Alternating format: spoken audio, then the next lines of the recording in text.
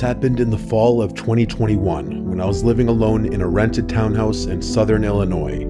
It was my first time ever living by myself, and even though I was technically an adult, 27, with a full-time job and a stable routine, I still had a lot of nerves about the idea.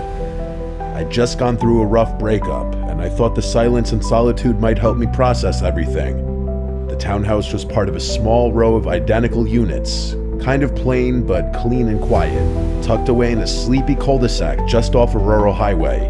The neighborhood had that sterile suburban vibe. Lots of beige vinyl siding, trimmed hedges, wind chimes, and mailboxes with family names stenciled on them. Mostly older folk, but a few young families. I didn't know any of my neighbors well, but I liked it that way. I kept to myself, but almost right away, I noticed one person who stood out from the rest. He lived 3 doors down. A tall, heavy-set man, probably in his mid-40s, with a scruffy beard and a weird habit of standing outside his house at night, sometimes just pacing or smoking, sometimes doing nothing at all, just staring. I'd pull into my driveway after work around 9 or 10 p.m., and there he'd be, leaning against his porch rail or just standing at the edge of his driveway facing the street. He never waved, never smiled. He just stared. Even if I looked directly at him, I tried to ignore it. A couple of times I mentioned it to friends or my mom, and they said maybe he was just a night owl or had insomnia, but there was something unsettling about him, like he was always watching but never participating. It wasn't just that he was there, it was the stillness. He didn't fidget or check his phone or shift his weight. He just stood there like a statue. I told myself not to be paranoid, but the more time passed, the more that gnawing feeling in my gut grew. Then the noises started. It was around mid-September when I first heard it. I had just gotten home from work after a long shift. I worked late hours managing inventory at a distribution center, and I usually got in around 10:30 p.m., exhausted, grabbing a bite to eat, and crashing. That night, I fell asleep around midnight. At exactly 2:37 a.m., I woke up to a sound I can only describe as metal scraping against wood. At first, I thought I had dreamed it, but then I heard it again. A long, slow creaking noise, like an old gate opening. My bedroom was on the first floor, at the back of the unit. I had a sliding glass door with vertical blinds that led to a small, fenced-in backyard. I sat up in bed, heart racing, and listened. There was a pause. Then I heard footsteps, soft, crunching sounds, like someone walking slowly across gravel. My entire backyard was lined with decorative rock instead of grass, so you could hear every footstep clearly. These weren't animal sounds. I grabbed my phone and crept out of bed. I didn't have a weapon, just a dull kitchen knife I kept in my nightstand, just in case, which at the time felt kind of ridiculous. I crouched by the edge of the window and peeked through the blinds. I couldn't see anything. The motion light wasn't on, which meant either they were out of range or had come in a different way. I dialed 911. The dispatcher was calm, asked for my address, and told me officers were en route. I stayed crouched in the dark, barely breathing. About 10 minutes later, red and blue lights flickered through my front window. I got up, opened the door, and met the 2 officers outside. I explained everything, what I heard, what time it started. One of them walked around the back while the other stayed with me and asked a few questions. The officer in the yard came back and said the gate was closed and there were no signs of tampering, but said he'd write up a report just in case. They didn't see anyone. No footprints or damage. Basically no crime. One of them actually said, probably just a raccoon, and gave me a look that clearly said, "You're wasting our time."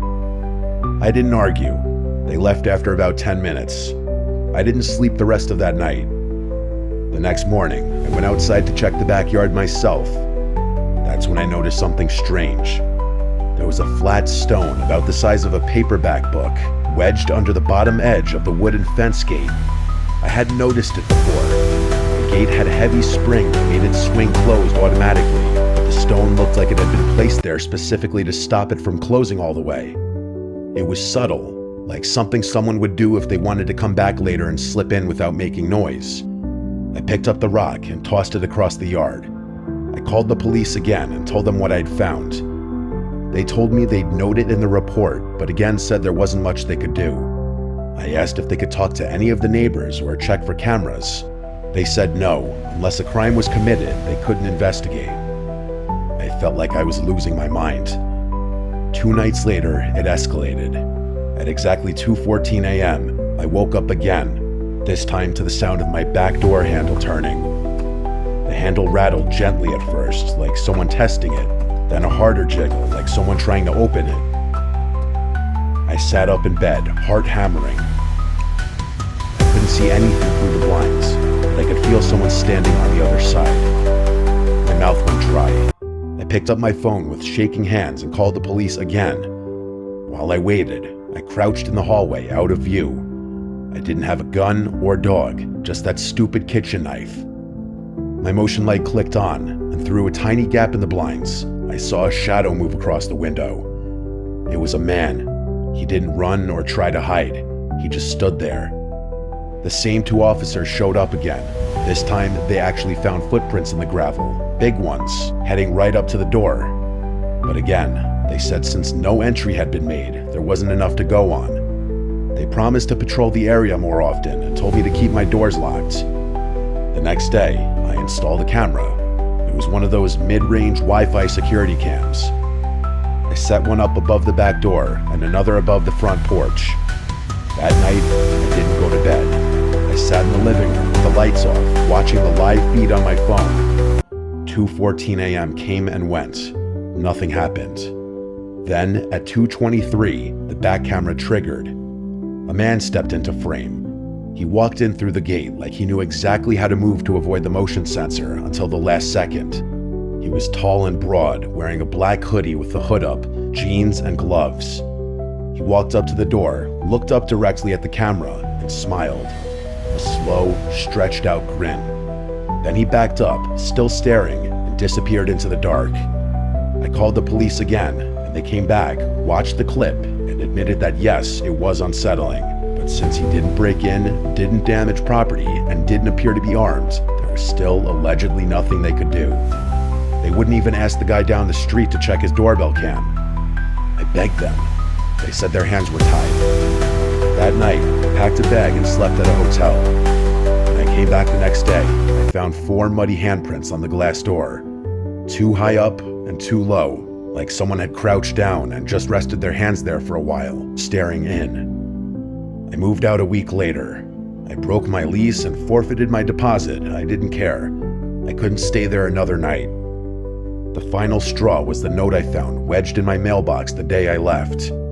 It was handwritten in small cramped letters on lined notebook paper. It said, "The cops leave, but I don't." I filed one last report. The officer I spoke to that time looked genuinely disturbed by the note. He promised they'd do a wellness check on the neighborhood, but it was too late. I never went back. About a month later, I got a message on Facebook from a girl named Kayla. She said she was the new tenant who had moved into the unit after me. Her message said, "Hi, sorry to bother you. I think you used to live here. Did you ever have someone in a black hoodie hanging around the backyard? I keep hearing footsteps at night, and last night, someone knocked on the glass door around 2 a.m. and just stood there." I didn't reply. I didn't want to know what happened next.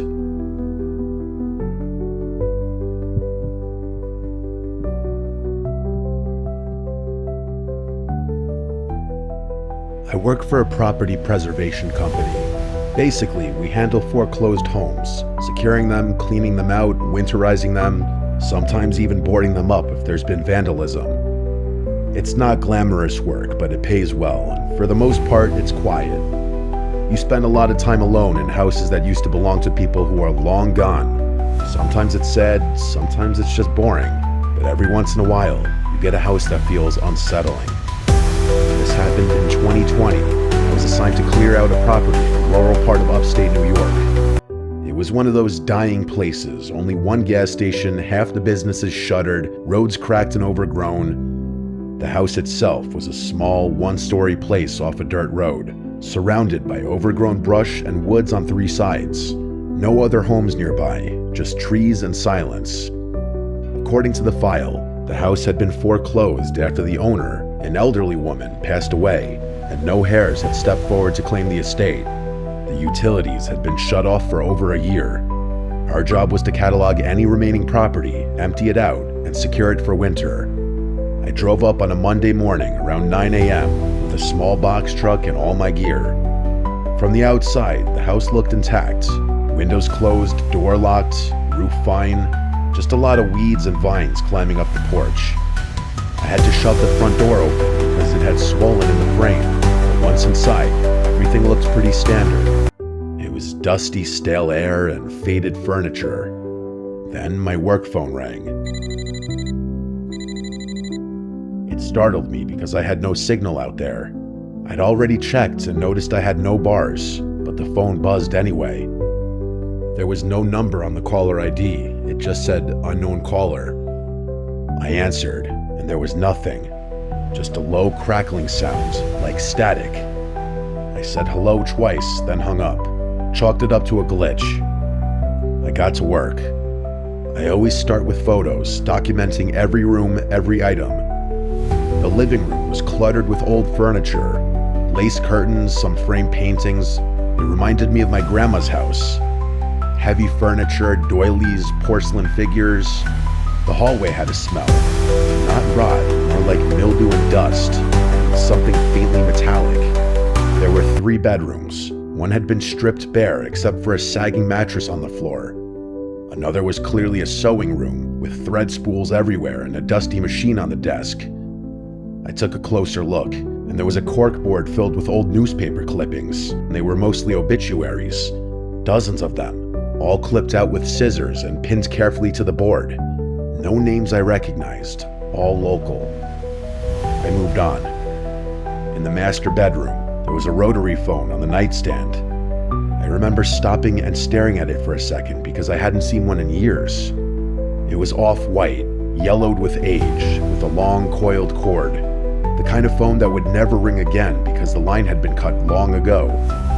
I moved on to the bathroom. That's when my phone rang again. It said unknown caller again. This time I hesitated. I picked it up, stepped out into the hallway, and answered. Again, nothing. But this time, after about 5 seconds, I heard a whisper. Very soft, so quiet I could barely make it out. It said, "Don't answer the phone in the bedroom." Then the line went dead. I stood there, frozen, heart pounding. The house was dead silent. I checked the windows, all closed. Nobody was outside, and there was no sign of forced entry. My first thought was that someone had pranked me. It's what anyone would think. Maybe one of the other crew guys was messing with me, but no one else knew I was there that early. And again, I had no signal. I checked my phone. 1 bar, then nothing. Like it flickered in and out of existence. I tried calling my supervisor. The call failed. I decided to finish the job quickly. I started boxing up loose items in the living room. Books, figurines, dusty glassware. But the whole time, I felt off. Like I was being watched. I kept glancing toward the hallway, half expecting to see someone standing down there. Then the phone rang a 3rd time. But not my phone. The rotary phone in the bedroom. I heard it from across the house. A shrill, mechanical ring that echoed through the rooms. That phone should have been dead. The line was disconnected. No dial tone and no service. But yet it rang, like an old-fashioned bell. I walked slowly down the hallway toward the bedroom, phone still in my hand. It rang again and again. I stepped into the doorway. The phone sat on the nightstand, the receiver trembling slightly with each ring. There was no chance I was picking up that phone. The rings eventually stopped. I backed out of the room. I wanted to leave, but part of my job was securing the property, and I still had to check the basement. I almost said screw it, but something made me keep going. Maybe it was pride. Maybe I just didn't want to admit how scared I was. The basement door was in the kitchen. I opened it slowly. The stairs creaked as I stepped down, flashlight in hand. I smelled mold and something like rust. There were shelves along the wall, filled with old paint cans and some broken furniture. In the back corner, there was a small table. On it, a cordless phone, a newer model. It was gray plastic and covered in dust, and next to it, a stack of yellowed notebooks. I picked one up and flipped through it. Each page had a name and a date and a short sentence. Lena H., July 3rd, 2019. Rang once, didn't answer. Carl M., September 12th, 2019. Picked up, warned him. It was more like this, dozens of entries. I dropped the notebook, and my heart felt like it completely dropped out of my body as I looked around the basement, fearing I wasn't alone down there and that someone was watching me from any corner in the darkness. I rushed back up the stairs, looking behind me the whole time, heart in my throat. I didn't finish the job. I drove straight back to the office and turned in my report. I didn't tell them everything. I just said the property was unsafe and possibly had squatters or interference. They reassigned the job to another crew. 2 days later, I got a text from one of the other guys, Mark. He'd gone out there that morning to finish the job.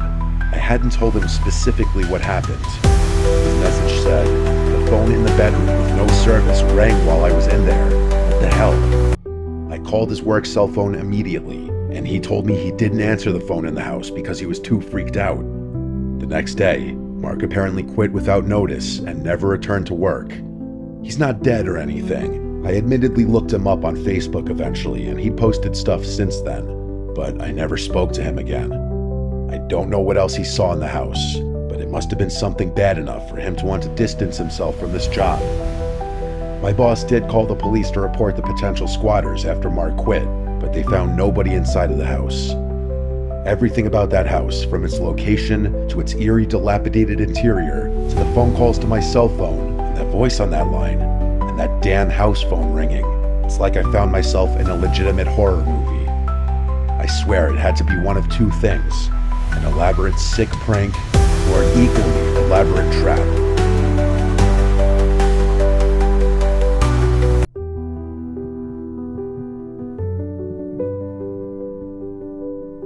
This happened in 2019. I was in my late 20s, living alone in a rental house in a quiet neighborhood on the edge of town.